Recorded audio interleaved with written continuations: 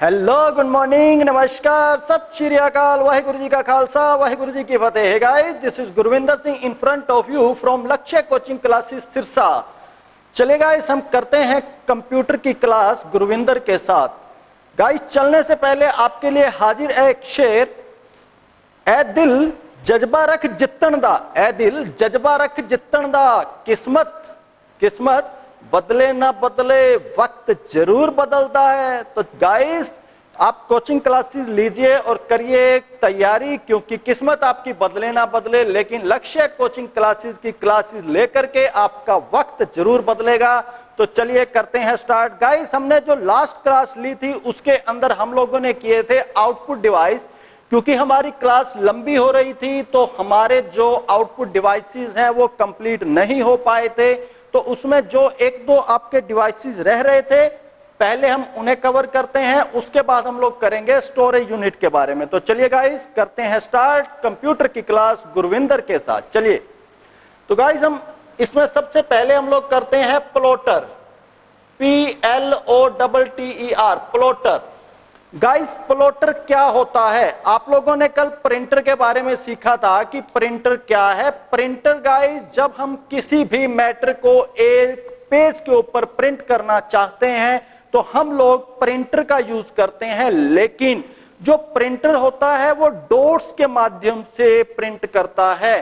लेकिन जब हम लोगों ने कोई ग्राफिक्स इमेज को या कोई भी नक्शे, जैसे कि बिल्डिंगों के नक्शे होते हैं, हम उन्हें एक बड़े साइज के पेपर के ऊपर प्रिंट करना चाहते हैं तो प्लॉटर का यूज किया जाता है, क्योंकि प्लॉटर जो है वो लाइंस को ड्रॉ कर सकता है। इसके अलावा मैं आपको एक एग्जांपल देता हूं। आप फ्लेक्स की मशीनें देखते हैं जो कि फ्लेक्स प्रिंट की जाती है, वो भी एक प्रिंट प्लॉटर का ही एग्जांपल है। सेम वे के अंदर जब आप अपने किसी भी व्हीकल की नंबर प्लेट बनवाते हैं तो वो जो कटिंग होते हैं स्टिकर, जो रेडियम की प्लेट्स बनाई जाती हैं, वो कटिंग भी प्लॉटर का ही एक एग्जांपल है। तो गाइस, प्लॉटर जो है ये अलग अलग साइज के अंदर अवेलेबल मिलते हैं, छोटे से लेके बहुत बड़े फीट्स के अंदर, जैसे 10 फुट 15 फुट बड़े साइज भी आपको मिल जाते हैं। तो प्लॉटर के बाद हमारे पास गाइस होता है प्रोजेक्टर। प्रोजेक्टर, जैसे कि आपने मॉनिटर को किया था गाइस, मॉनिटर आपको डिस्प्ले देता है, लेकिन अगर आप एक बड़ी स्क्रीन पर डिस्प्ले चाहते हैं तो एक लाइट रेज होती हैं जो कि एक पोजीशनिंग, एक प्रोजेक्शन देती हैं एक स्क्रीन के ऊपर, जिसको हम प्रोजेक्शन स्क्रीन बोलते हैं।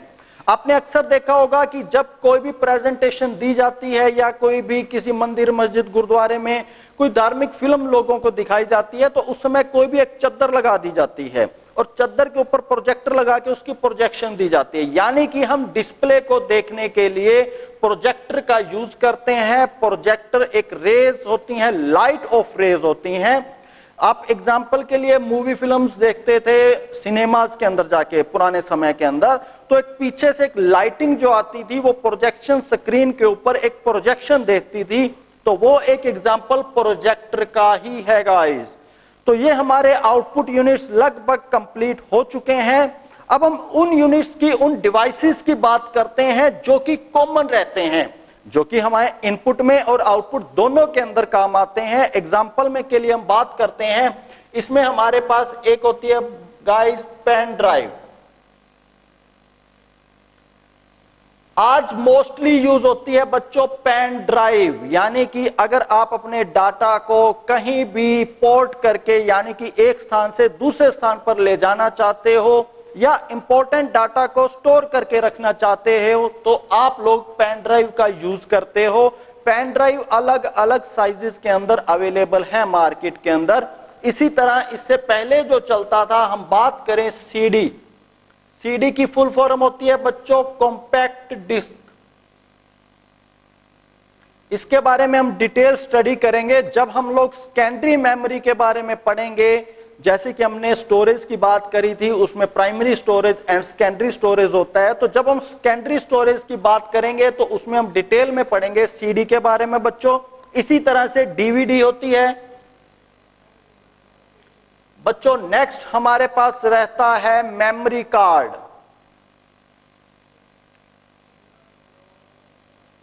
मुझे लगता है कि इसको डिटेल में बताने की जरूरत नहीं है, क्योंकि आप सभी लोग अपने मोबाइल्स में मेमोरी कार्ड को भी यूज कर रहे हो। इससे पहले आप लोगों ने सीडी डीवीडीज भी यूज की होंगी, पेन ड्राइव भी आप लोग यूज कर रहे हो। तो इसी तरह से बच्चों एक होता है मॉडेम। मॉडेम का क्या यूज है? मॉडेम, जब हम अपने कंप्यूटर के अंदर इंटरनेट को चलाना चाहते हैं तो हमें मॉडेम की जरूरत पड़ती है। मॉडेम बच्चों एनालॉग सिग्नल्स को डिजिटल सिग्नल्स में बदलता है। एग्जाम्पल आपको देता हूं कि जब हम लोग एक टेलीफोन का कनेक्शन लेते हैं और उस टेलीफोन की वायर के माध्यम से हम अपने कंप्यूटर के अंदर इंटरनेट को चलाना चाहते हैं तो हमें मॉडेम की जरूरत पड़ती है, क्योंकि जो टेलीफोन के सिग्नल्स होते हैं वो एनालॉग सिग्नल्स होते हैं और हमारे कंप्यूटर को चाहिए होते हैं डिजिटल सिग्नल्स। तो मॉडेम का काम क्या होता है? मॉडेम उन एनालॉग सिग्नल्स को लेकर के उनको डिजिटल सिग्नल्स में बदलकर कंप्यूटर को देता है। लेकिन जैसे ही कंप्यूटर उस पर प्रोसेसिंग करके, एग्जाम्पल के लिए आपने कोई मेल करनी है तो आपने मेल करके वो डाटा मॉडेम को दिया, तो वो डिजिटल फॉर्म के अंदर दिया, लेकिन वो वायर्स के माध्यम से यानी कि एनालॉग सिग्नल्स के माध्यम से दूसरी जगह पर पहुंचेगा। तो उस समय क्या होता है? मॉडेम जो है वो डिजिटल्स को लेकर के एनालॉग सिग्नल्स में चेंज कर देता है।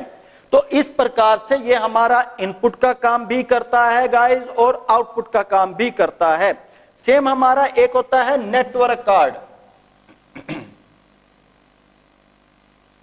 नेटवर्क कार्ड होता है गाइस, इसी तरह से ऑडियो और साउंड कार्ड। नेटवर्क कार्ड बच्चों, जब हम सिस्टम्स को आपस में वायर्स के माध्यम से जोड़ना चाहते हैं ताकि हम एक कंप्यूटर पर जो काम कर रहे हैं वही काम हमें दूसरे कंप्यूटर पर भी मिल जाए, हम जो फाइल फर्स्ट कंप्यूटर में रखें हम उसे दूसरे कंप्यूटर में भी ओपन कर पाएं, तो वो बच्चों नेटवर्किंग कहलाती है। और नेटवर्किंग के लिए हमें नेटवर्क कार्ड की जरूरत पड़ती है। नेटवर्क कार्ड के लिए हम लैन को यूज करते हैं। लैन, लोकल एरिया नेटवर्किंग इसे बोला जाता है बच्चों, local area networking, local area networking. तो बच्चों ये हमारे एक कॉमन से डिवाइसेस हैं जो कि हम लोग इनपुट के रूप में भी यूज करते हैं और आउटपुट के रूप में भी इनका हम लोग यूज करते हैं। तो इसके साथ हमने बच्चों इनपुट डिवाइसेस को और आउटपुट डिवाइसेस को कंप्लीट कर लिया है। अब हम लोग करते हैं स्टोरेज को। जैसे कि मैंने आपको एक फंक्शनल चार्ट बना करके दिखाया था, तो फंक्शनल चार्ट के अंदर हमारे पास बच्चों पहले क्या था? इनपुट, जो कि हमने कंप्लीट कर लिया है, इनपुट यूनिट। नेक्स्ट हमारे पास था बच्चों स्टोरेज, स्टोरेज यूनिट। उसके बाद बच्चों हमारे पास था आउटपुट, आउटपुट यूनिट। बच्चों हमने इनपुट यूनिट कर लिया है, स्टोरेज यूनिट को आज हम अब करेंगे, आउटपुट यूनिट हम कंप्लीट कर चुके हैं। आउटपुट यूनिट के साथ हमारा जो था वो था बच्चों सीपीयू, सेंट्रल प्रोसेसिंग यूनिट, जिसके अंदर मैंने आपको दो पार्ट्स बताए थे। एक कंट्रोल यूनिट जो कि इनपुट और आउटपुट से रिलेटेड जितना भी काम होता है वह स्टोरेज से रिलेटेड सबको कंट्रोल करता है, यानी कि जो भी प्रोसेसिंग होती है कंप्यूटर की उसे कौन कंट्रोल करता है बच्चों? Control unit, control unit. इसी तरह से जो अर्थमेटिक और लॉजिकल काम होता है बच्चों उसे कौन करता है? ALU, यानी कि अर्थमेटिक एंड लॉजिकल यूनिट। और इन दोनों से मिलके क्या बनेगा बच्चों? CPU, central processing unit, CPU। बच्चों जो कंट्रोल यूनिट है ये हमारे क्योंकि इनपुट को भी करता है कंट्रोल, आउटपुट को भी कंट्रोल करता है और ये स्टोरेज से भी लेता है। ALU से डायरेक्ट भी स्टोरेज के अंदर जाया जा सकता है और यहां से ALU में भी हो सकता है। तो गाइज ये हमारा फंक्शनल है जिसके अंदर इनपुट आउटपुट कंप्लीट है। अगर आप लोग इस वीडियो को पहली बार देख रहे हैं तो पिछली वीडियोस का लिंक बच्चों आपको डिस्क्रिप्शन के अंदर मिल जाएगा। आप डिस्क्रिप्शन से पिछली वीडियोस देख करके इनपुट और आउटपुट यूनिट को समझ सकते हैं। तो चलिए अब हम लोग करते हैं स्टोरेज यूनिट। तो बच्चों आप कीजिए लाइक, मैं करता हूं बोर्ड को व्हाइट।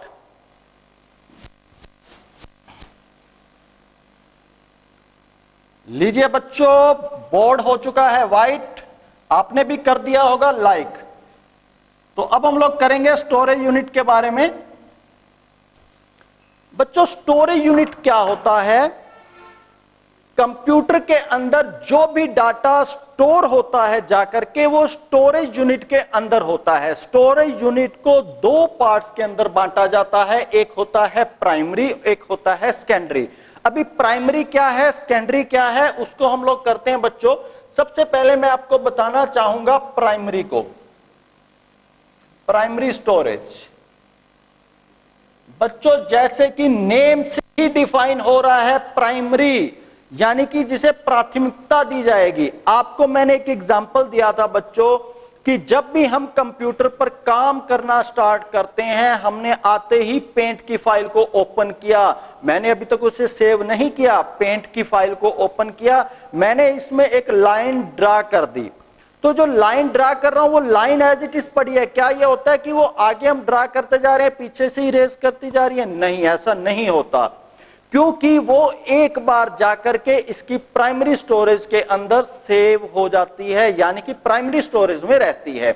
जब हम लोग उसे प्राइमरी से सेव कर देते हैं तो वो प्राइमरी से सेकेंडरी में चली जाती है, यानी कि हम अपनी फाइल को सेव कर देंगे तो वो सेकेंडरी में चली जाएगी। लेकिन तब तक, जब तक हम फाइल को सेव नहीं कर रहे, वो काम कहां पर होगा बच्चों? वो होगा प्राइमरी स्टोरेज के अंदर। तो प्राइमरी स्टोरेज को हम आगे डिफाइन करते हैं। इसमें सबसे पहले होता है बच्चों रैम। रैम को रैंडम एक्सेस मेमोरी बोला जाता है, रैंडम एक्सेस मेमोरी। इसे रैंडम एक्सेस मेमोरी क्यों बोला जाता है? जैसा कि मैंने आपको अभी बताया बच्चों कि हम जो भी काम करते हैं सबसे पहले वो रैम के अंदर जाता है। जब तक आप उसे सेव नहीं करते, वो एक टेम्परेरी वर्क होता है जब तक आप उसे सेव नहीं कर रहे। लेकिन हम इसको रैंडम क्यों बोलते हैं, रैंडम एक्सेस मेमोरी? क्योंकि बच्चों जो भी डाटा जब भी प्राइमरी मेमोरी के अंदर जाएगा, यानी कि रैम के अंदर जाएगा, वो एक सिस्टमैटिक ढंग से नहीं बल्कि रैंडमली कहीं भी किसी भी पोजीशन पर जाकर के स्टोर हो जाता है। इसलिए इसको रैंडम एक्सेस मेमोरी कहा जाता है। और वो जब वापस एक्सेस करता है तो उसे सेम रैंडमली तरीके से ही उसे एक्सेस कर लेता है। वो टाइम सेम रहता है उसे एक्सेस करने का व स्टोर करने का। तो रैंडम एक्सेस मेमोरी को हम लोग वोलेटाइल मेमोरी भी बोलते हैं बच्चों, रैम, नोट राम, रैम। तो रैंडम एक्सेस मेमोरी, अब इसे वोलेटाइल मेमोरी भी बोला जाता है, इसी को प्राइमरी। आपके पास क्वेश्चन आ सकता है कि रैम क्या है, प्राइमरी स्टोरेज है और सेकेंडरी है, तो बच्चों इसका आंसर होगा ये प्राइमरी स्टोरेज है। इसी तरह से इसकी फुल फॉर्म आ सकती है। इसी तरह से आपसे पूछा जा सकता है कि वोलेटाइल मेमोरी क्या होती है, वोलेटाइल मेमोरी। अब हम बात करते हैं कि इसी को वोलेटाइल क्यों बोला जाता है। बच्चों इसके अंदर वोलेटाइल मेमोरी, इसका कारण क्या है बच्चों कि रैम के अंदर डाटा तब तक आपका रहेगा जब तक कंप्यूटर के अंदर पावर रहेगी। जैसे ही कंप्यूटर की पावर आप ऑफ कर देंगे तो जो भी डाटा रैम के अंदर है वो सारा का सारा डाटा वॉश आउट हो जाएगा। इसी कारण से इसे वोलेटाइल मेमोरी भी बोला जाता है, यानी कि हम इसे टेम्परेरी मेमोरी भी बोलते हैं। आप नाम सुनिए बच्चों, प्राइमरी मेमोरी, इसी को रैंडम एक्सेस मेमोरी, इसी को वोलेटाइल मेमोरी और इसी को टेम्परेरी मेमोरी। टेम्परेरी क्यों? क्योंकि इसके अंदर जो डाटा होता है वो परमानेंटली सेव नहीं होता, वो सिर्फ और सिर्फ कुछ समय के लिए, जब तक हम डाटा को सेव नहीं करते तब तक वो रैम के अंदर रहता है। जब हम उसे सेव करते हैं बच्चों तो वो सेकेंडरी यानी कि हार्ड डिस्क में जाकर के सेव हो जाता है। तो बच्चों अब हम लोग रैम के बाद इसी के अंदर सेकंड होता है रोम। रोम को बच्चों कहा जाता है read only memory, read only memory. एक बात बच्चों बड़े ध्यान से समझिएगा, रीड ओनली कि सिर्फ पढ़ने योग्य है, ऐसी मेमोरी जिसे सिर्फ पढ़ा जा सकता है। जो रैम होती है बच्चों, इसको हम रीड भी कर सकते हैं और राइट भी कर सकते हैं, यानी इसे रीड राइट भी बोला जाता है, रीड एंड राइट। लेकिन जो रोम के अंदर डाटा होता है बच्चों, उसे आप सिर्फ और सिर्फ रीड यानी कि पढ़ सकते हैं। रैम क्या काम करती है बच्चों? रैम जब कंप्यूटर बनता है, यानी कि जो मैन्युफैक्चरिंग जब उसकी की जाती है, तभी से इसमें कुछ एक ऐसी प्रोग्रामिंग कर दी जाती है जो कि कंप्यूटर को स्टार्ट करने के लिए वे इसके जो भी डिवाइसेस हैं, जैसे कि कोई इनपुट डिवाइसेस हैं या आउटपुट डिवाइसेस हैं, उनको इनिशियलाइज करने के लिए। इनिशियलाइज का मतलब आपको मैं एक एग्जांपल देता हूं। जब आप कंप्यूटर को स्टार्ट करते हैं, आपने कभी भी नोट किया होगा, पहले ब्लैक स्क्रीन के ऊपर कुछ व्हाइट नंबरिंग आती है, वो बच्चों रीड ओनली मेमोरी का ही एग्जांपल है, जिसे आप सिर्फ पढ़ सकते हैं, उसके अंदर चेंजेस कुछ भी नहीं कर सकते। इसी तरह से जब आप साथ में कोई भी प्रिंटर अटैच करते हैं या आप कोई कीबोर्ड अटैच करते हैं, तो आपको इनिशियलाइज करता है कि आपका जो कंप्यूटर के साथ कीबोर्ड है वो अटैच हो चुका है। तो बच्चों वो काम होता है रीड ओनली मेमोरी का, जिसे आप सिर्फ और सिर्फ पढ़ सकते हैं, चेंजेस कुछ नहीं कर सकते। इसी रोम को आगे कई पार्ट्स में बांटा जाता है। इसे बच्चों नॉन वॉलेटाइल भी कहा जाता है, क्योंकि ये इसके अंदर एक तरह से परमानेंट स्टोर रहती है। जब मैन्युफैक्चरर द्वारा इसे रीड राइट कर दिया जाता है, तो उसके बाद चाहे पावर फेलियर ही क्यों ना हो जाए, यानी कि आप सिस्टम की पावर ऑफ कर दें, तो जो इसके अंदर डाटा लिखा हुआ है वो एज इट इज रहेगा, वो वॉश आउट नहीं होगा। इसीलिए बच्चों हम इसे नॉन वॉलेटाइल मेमोरी भी बोलते हैं, नॉन वॉलेटाइल मेमोरी। आपको बच्चों डिफरेंस पता लग चुका होगा कि रैम और रोम में क्या फर्क है। रैम टेम्परेरी है और वोलाटाइल मेमोरी है, इसे हम रीड और राइट दोनों कर सकते हैं, लेकिन रोम को सिर्फ और सिर्फ आप रीड कर सकते हैं, इसमें राइट नहीं कर सकते। इसी तरह से ये नॉन वोलेटाइल मेमोरी है। तो अब हम इसके आगे पार्ट्स करते हैं बच्चों। एक होता है प्रोम, इसी के अंदर परोम। बच्चों सिर्फ आगे पी लगाया गया है, पी रोम, यानी कि प्रोग्रामेबल रीड ओनली मेमोरी। इसको हम लोग क्या बोलेंगे? Programmable read only memory.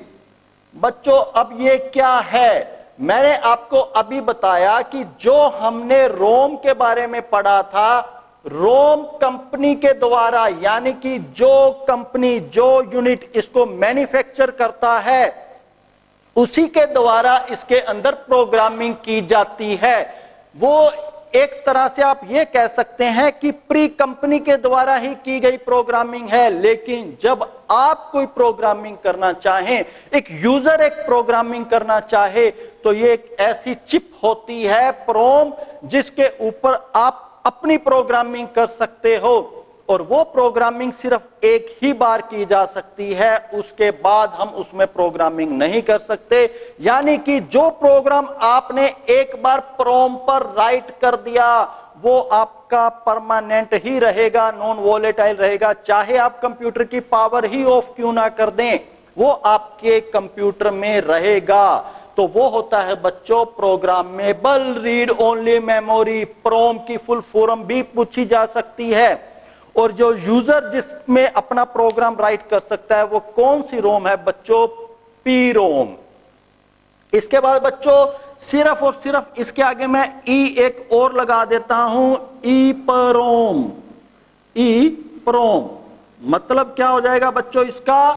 Erasable, erasable programmable read only memory. अब बच्चों ये क्या है? जैसा कि इसके नेम से ही आपको डिफाइन हो रहा है, erasable programmable read only memory. जो मैंने प्रोम में बताया कि हम सिर्फ एक बार ही प्रोग्रामिंग कर सकते हैं, उसके बाद इसकी प्रोग्रामिंग नहीं की जा सकती। लेकिन जो ई प्रोम होता है, हम उसमें पहले वाली प्रोग्रामिंग को इरेज कर सकते हैं, वह फिर से हम नई प्रोग्रामिंग कर सकते हैं, यानी कि हम पिछले प्रोग्राम्स को इरेज करके नया प्रोग्राम फिर उसमें राइट कर सकते हैं। तो वो बच्चों होगा ईप्रोम। और ये जो होता है बच्चों, ये अल्ट्रा वायलेट लाइटिंग के द्वारा इसे इरेज किया जाता है, अल्ट्रा वायलेट लाइटिंग के द्वारा। यानी कि जो ईप्रोम है उसके अंदर अल्ट्रा वायलेट लाइटिंग को यूज किया जाता है इसकी प्रोग्रामिंग को इरेज करने के लिए। नेक्स्ट आपके पास होता है ईईप्रोम बच्चों, ईईप्रोम, ईईप्रोम बच्चों एक और ई लगाया गया। इसका क्या मीनिंग है? इसका मीनिंग है electrically erasable program read only memory, यानी कि electrically erasable programming read only memory. बच्चों अब आप ये बताएं या आप इसमें क्या डिफरेंस रहेगा ईप्रोम व ईईप्रोम में? दोनों का काम सेम है बच्चों कि आप जो पहले वाला प्रोग्राम है उसे इरेज करके नया प्रोग्राम इसके अंदर भी राइट कर सकते हैं। मेनली डिफरेंस क्या है? जो ईप्रोम है इसे इरेज करने के लिए अल्ट्रा वायलेट लाइटिंग का प्रयोग किया जाता है, लेकिन जो ईई यानी कि इलेक्ट्रिकली इरेजेबल जो ईईप्रोम है उसके इलेक्ट्रिकली इरेज किया जाता है। दोनों के अंदर यही डिफरेंस है, बाकी सेम रहता है कि दोनों के प्रोग्राम्स को हम रीराइट कर सकते हैं, यानी कि पहले वाले को इरेज करके दोबारा से उसको राइट किया जा सकता है। तो बच्चों ये आगे रोम के ही आगे से आगे पार्ट्स हैं। अब हम करेंगे, एक होती है हमारे पास कैश मेमोरी। तो आप जल्दी से बच्चों इसका स्क्रीनशॉट ले लें और उसके बाद आप करें लाइक, मैं करूंगा बोर्ड को व्हाइट। चलिए बच्चों अब हम करते हैं कैश मेमोरी। कैश भी प्राइमरी का ही पार्ट है। अब होती क्या है बच्चों कैश मेमोरी?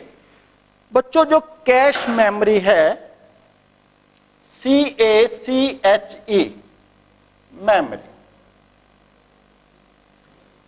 बच्चों एक्चुअल में क्या होता है कि जो हमारा सीपीयू यानी कि प्रोसेसर है उसकी स्पीड बहुत ज्यादा होती है। मैंने आपको एक चीज बताई थी कि जब भी कोई भी हम लोग डाटा कंप्यूटर के अंदर इनपुट करवाते हैं तो वो जाकर के मेन मेमोरी यानी कि स्टोरेज के अंदर स्टोर हो जाता है। अब जब प्रोसेसिंग होती है तो मेन मेमोरी से डाटा लेता है प्रोसेसर उसको प्रोसेस करने के लिए। तो जो प्रोसेसर है बच्चों उसकी स्पीड बहुत ज्यादा होती है, लेकिन जो मेन मेमोरी होती है उसकी स्पीड उसके इक्वल नहीं होती, उसकी स्पीड बहुत कम होती है उससे।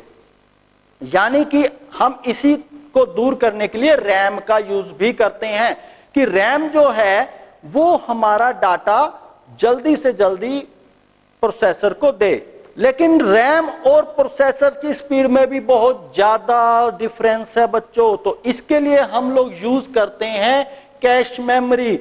कैश मेमोरी और प्रोसेसर की मेमोरी के अंदर भी डिफरेंस लेता है, लेकिन फिर भी कैश मेमोरी काफी हद तक उस स्पीड को कवर करती है, यानी कि ये डाटा उसको देती है प्रोसेसर को।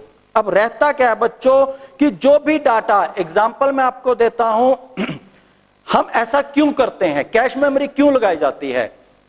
अगर बच्चों कैश मेमोरी ना हो तो आपके प्रोसेसर की स्पीड जो है बहुत ज्यादा टाइम वेस्ट होगा, क्योंकि जो उसकी कैपेबिलिटी है, जितना काम आपका प्रोसेसर कर सकता है आप उससे वो काम नहीं ले पा रहे, यानी कि बहुत ज्यादा टाइम वेस्ट होगा। एग्जाम्पल के लिए मैं एक सिंपल सा एक एग्जाम्पल देता हूं। सपोज कीजिए हमने एक लाइब्रेरी की बुक्स को शिफ्ट करना है, मैं किसी भी बुक को उठा करके आगे दे रहा हूं, मेरी स्पीड तो बहुत ज्यादा है, लेकिन जो नेक्स्ट पर्सन देने वाला है वो स्पीड से काम नहीं कर रहा, तो मैं उतनी देर उस बुक्स को हैंड में पकड़ के खड़ा रहूंगा तो मेरा वो टाइम वेस्ट होगा।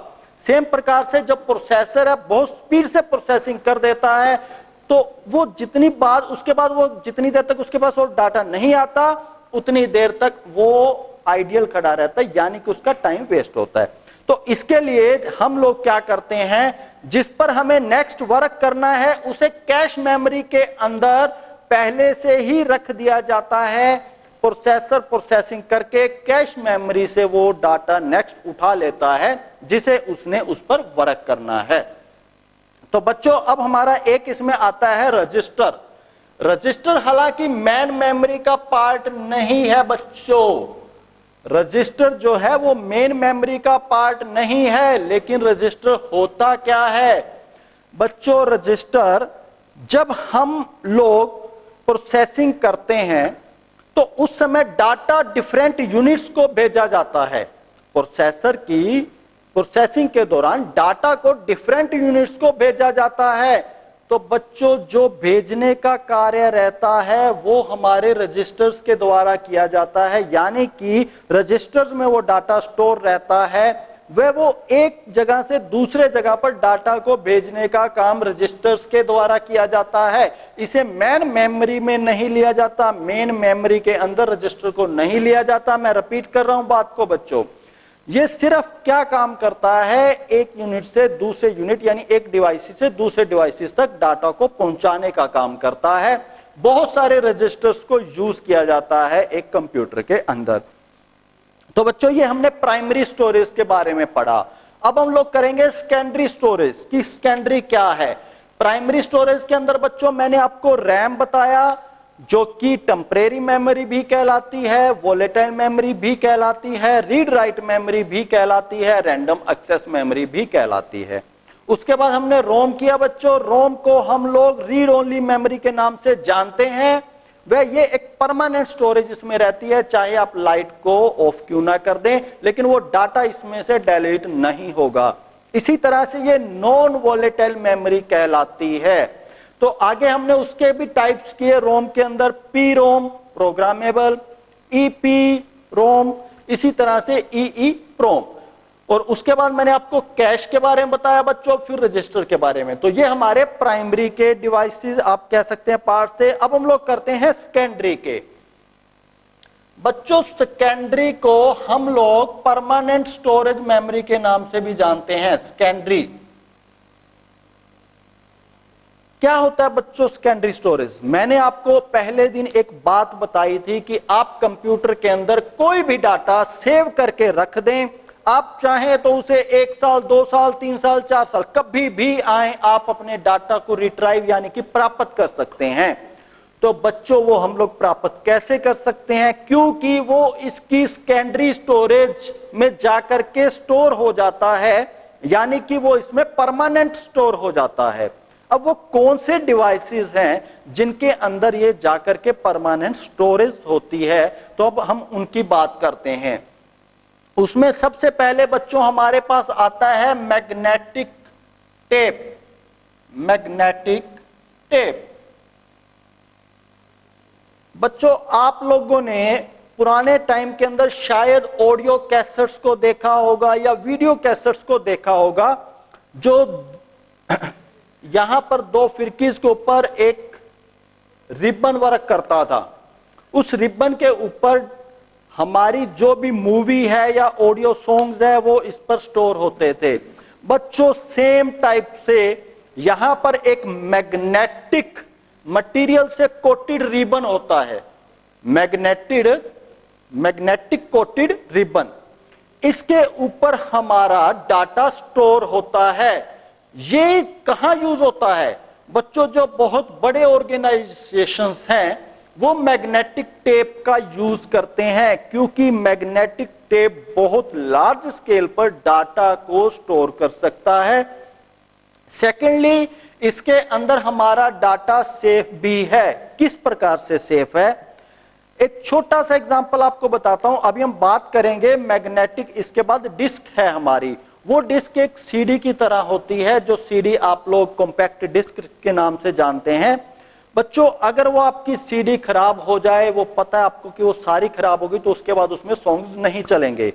लेकिन जो ये रिबन होता है, सपोज कीजिए इसमें से कुछ डाटा मेरा खराब हो गया, कहीं से रिबन खराब हो गया, तो मैं सिर्फ उतने रिबन को बीच में से काट के बाकी को फिर से अटैच कर दूंगा, जोड़ दूंगा, तो बच्चों मेरा सारा डाटा खराब नहीं होगा, वो सेफ रहेगा। सिर्फ और सिर्फ ये पार्ट जितना खराब हुआ मैंने उसे अलग कर दिया, सिर्फ और सिर्फ वही डाटा इसमें से जाएगा। एक और मजेदार बात कि ये सस्ता भी पड़ता है उसकी बजाय, और इसकी लाइफ जो है उससे कहीं ज्यादा रहती है, इसे डाटा इसमें लंबे समय तक स्टोर रहता है। तो नेक्स्ट बच्चों हमारे पास आती है मैग्नेटिक डिस्क। बच्चों मैग्नेटिक डिस्क,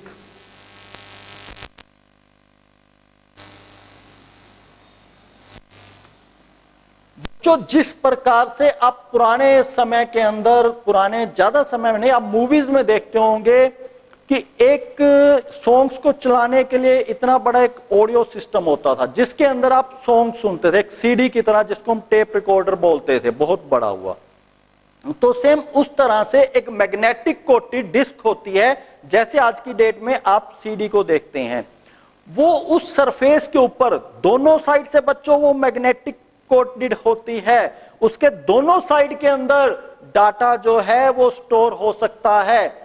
तो वहां पर बच्चों यहां पर क्या रहता है कि जैसे ये सर्कल्स, गोल गोल सर्कल्स के अंदर, डाटा डॉट्स के अंदर, जिसे हम लोग मैग्नेटिक स्पॉट का नाम देते हैं, जिसे हम लोग मैग्नेटिक स्पॉट का नाम देते हैं, उन स्पॉट्स के माध्यम से वो डाटा जाकर के स्टोर होता है मैग्नेटिक डिस्क के ऊपर। और ये इनविजिबल हैं, इनको आप देख नहीं सकते बच्चों, ये इतने बारीक, इतने इनविजिबल होते हैं कि हम उनको देख नहीं सकते। एग्जाम्पल मैं आपको देता हूं कि आप लोग अक्सर सीडीज को उठा करके यूं देखते हैं, जो खाली सीडी है उसके अंदर आपको हल्की हल्की लाइंस दिखाई नहीं देती, लेकिन अगर कोई राइट की हुई सीडी होती है या डीवीडी होती है, उसके अंदर आपको हल्की हल्की लाइंस जो है वो दिखाई देती हैं। सेम प्रकार से मैग्नेटिक डिस्क के अंदर होता है बच्चों कि इसके दोनों सरफेस, दोनों साइड में डाटा को राइट किया जाता है। जहां पर डाटा राइट होगा बच्चों, उसे मैग्नेटिक स्पॉट का नाम दिया जाता है। तो बच्चों ये हमारा डाटा परमानेंट स्टोर होता है। मैं आपको फिर से एक बात को रिपीट करना चाहूंगा कि मैंने आते ही कंप्यूटर के अंदर फाइल को भी सेव नहीं किया, आते ही क्या किया, वर्ड को खोला, एक लेटर टाइप करना स्टार्ट कर दिया, टू द प्रिंसिपल एक्सेट्रा, जो भी मैंने डाटा लिख लिया, मैंने उसको सेटिंग कर ली, लेकिन मैंने अभी तक उसको सेव नहीं किया बच्चों। तो वो काम मेरा कहां हो रहा था? वो काम बच्चों रैम में, रैंडम एक्सेस मेमोरी में हो रहा था। अचानक से अगर लाइट चली जाती है या आपका कंप्यूटर बंद हो जाता है due to power failure, light चले जाने की वजह से, तो वो सारा का सारा डाटा आपका वॉश आउट हो जाएगा। लेकिन जब आप उसे सेव कर देते हैं तो बच्चों वो सेकेंडरी स्टोरेज में चला जाता है परमानेंट स्टोर होने के लिए। तो वो जो भी आपने अपने कंप्यूटर में सेकेंडरी स्टोरेज ले रखी है उसी में जाकर के डाटा स्टोर होगा। यानी कि मैग्नेटिक टेप लगा रखी है तो मैग्नेटिक टेप में, मैग्नेटिक डिस्क लगा रखी है तो मैग्नेटिक डिस्क के अंदर वो जाकर के स्टोर हो जाएगा। बच्चों हार्ड डिस्क भी बोल दिया जाता है, हार्ड डिस्क। तो हार्ड डिस्क एक तरह से एग्जाम्पल मैग्नेटिक डिस्क का ही है बच्चों। उसके बाद हम लोग करते हैं ऑप्टिकल्स के बारे में। ऑप्टिकल में क्या क्या रहता है बच्चों? तीसरा हमारा है ऑप्टिकल। ऑप्टिकल में सबसे पहले हम लोग लेते हैं बच्चों सीडी, कॉम्पैक्ट डिस्क का नाम दिया जाता है इसे, कॉम्पैक्ट डिस्क। आप लोग जानते हैं बच्चों कि सीडी क्या होती है। सीडी कॉम्पैक्ट डिस्क है जिसके ऊपर डाटा को राइट किया जाता है। हम एक स्थान से दूसरे स्थान पर ले जाने के लिए भी उसका यूज करते हैं, या बैकअप लेकर रखने के लिए भी यूज किया जाता था। बैकअप का मीनिंग कि जब आपने कोई इंपॉर्टेंट डाटा है, आपको यह रहता है कि कहीं मेरे सिस्टम में कोई खराबी आ जाए, उसकी हार्ड डिस्क खराब हो जाए तो मेरा डाटा सेफ रहे, तो उसके लिए कॉम्पैक्ट डिस्क का यूज किया जाता था। कॉम्पैक्ट डिस्क सेम बच्चों वही बात कि फेस के ऊपर जो ट्रैक्स होते हैं उनको हम ट्रैक्स बोलते हैं। जो लाइंस होती हैं बारीक बारीक, जो इनविजिबल लाइंस हैं, उनको हम लोग ट्रैक का नाम देते हैं, जो कि कॉम्पैक्ट डिस्क के ऊपर रहता है। बच्चों ये जो है ये एक बार ही राइट होती, इसमें भी आती हैं, जैसे हमने पी रोम वगैरह किया, इसमें होती है वोरम। नेक्स्ट जो है वो वोरम के नाम से होती है, वोरम। इसे तो बच्चों कॉम्पैक्ट डिस्क जो है हम सिर्फ एक बार ही इस पर राइट कर सकते हैं। नेक्स्ट जो मेरे पास वोरम है, वोरम मीनिंग क्या है वोरम का? Write once read many, write once read many. बच्चों इसके अंदर भी सेम, ये तो बच्चों आपकी कॉम्पैक्ट डिस्क की बात हो रही थी। कई तरह की कॉम्पैक्ट डिस्क आपको कंपनी के द्वारा भी प्रोवाइड की जाती हैं। जैसे आप किसी कंपनी का मदरबोर्ड लेते हैं, सीडी रोम लेते हैं, तो उसके ड्राइवर्स की सीडी आपको दी जाती है, तो वो कॉम्पैक्ट डिस्क रहती है। अगर आप अपने डाटा को लिखना चाहते हैं तो बच्चों उसके लिए वोरम का यूज होता है, राइट वंस रीड मैनी। आप जितनी बार चाहे उसे पढ़ सकते हैं। इसके बाद हमारे पास एक आता है इरेजेबल ऑप्टिकल। बच्चों उसके अंदर सेम वही बात रहती है कि आप अपने डाटा को जितनी बार चाहें डिलीट करके फिर से उसमें डाल सकते हैं। यानी कि ऐसी सीडी जिसके ऊपर आप अपने डाटा को बार बार डाल सकते हैं, पहले वाला इरेज कर सकते हैं, उसे हम लोग बच्चों जानते हैं इरेजेबल ऑप्टिकल के नाम से, इरेजेबल ऑप्टिकल। तो बच्चों उम्मीद है आपको यह समझ आ चुका होगा। नेक्स्ट हम इसके अंदर करते हैं जो आज की डेट में आपको शायद नहीं मिलता, लेकिन पहले वो चलता था, एक होती थी फ्लॉपी डिस्क। बच्चों इसके अंदर एक डीवीडी भी आ रही है आज की डेट में। जैसे कि सीडी थी पहले, हम डीवीडी का भी यूज सेम के लिए करते हैं। उसके बाद हमारे पास आती है बच्चों फ्लॉपी डिस्क। फ्लॉपी डिस्क आपने शायद ही किसी ने देख रखी हो, पहले चलती थी। फ्लॉपी डिस्क का यूज होता था डाटा को पोर्ट करने के लिए, डाटा का बैकअप लेके रखने के लिए। पोर्ट का मतलब एक स्थान से दूसरे स्थान पर लेके अगर हम मुझे डाटा जाना है तो मैं फ्लॉपी का यूज करता था। इसमें जो साइज रहते थे वो 1.4 mm रहता था। इसी तरह से अगर मैं इसको इंचेस में बात करूं तो इसमें ये 1.4 MB इसमें डाटा स्टोर होता था। इसका 3.5 इंचेस डायामीटर होता था। डायामीटर मीनिंग इसके अंदर जो डाटा जिस पर स्टोर होता था उसका जो टोटली स्पेस होता था वो 3.5 इंच का होता था। इसी तरह से एक बैंक यूज करते थे डाटा को स्टोर करने के लिए, वो लगभग 5.25 इंचेस वाली फ्लॉपी का यूज करते थे, जिसके अंदर इससे ज्यादा डाटा स्टोर होता था। फ्लॉपी भी बच्चों सेम है, एक गोल उसके अंदर होता था स्पॉट जिसके ऊपर हम डाटा राइट कर सकते थे। वह डाटा को इसके अंदर भी दोनों चीजें आती थी बच्चों की, इरेज करके नया डाटा भी स्टोर किया जा सकता था और कंपनी के द्वारा भी हमारे पास फ्लॉपीज आती थी। तो बच्चों ये हमने आज किए हैं प्राइमरी को और सेकेंडरी स्टोरेज को। उम्मीद है आपको समझ आया होगा। अगर कोई भी आपका डाउट हो तो आप कमेंट में भी दे सकते हैं। बच्चों कंजूसी नहीं करनी, लाइक में और शेयर में। मैं बात को रिपीट कर रहा हूं, जितने आप लाइक देंगे उतना हमें मोटिवेशन मिलता है कि हम आपके लिए और नई वीडियोस बनाएं। और आपने अभी तक अगर लक्ष्य कोचिंग क्लासेस सिरसा को सब्सक्राइब नहीं किया है तो प्लीज इस YouTube चैनल को पहले सब्सक्राइब कर लें और बेल का आइकन भी जरूर दबाएं ताकि आपको नोटिफिकेशन मिलती रहे जब भी कोई नई वीडियो अपलोड होगी। तो इसी के साथ धन्यवाद।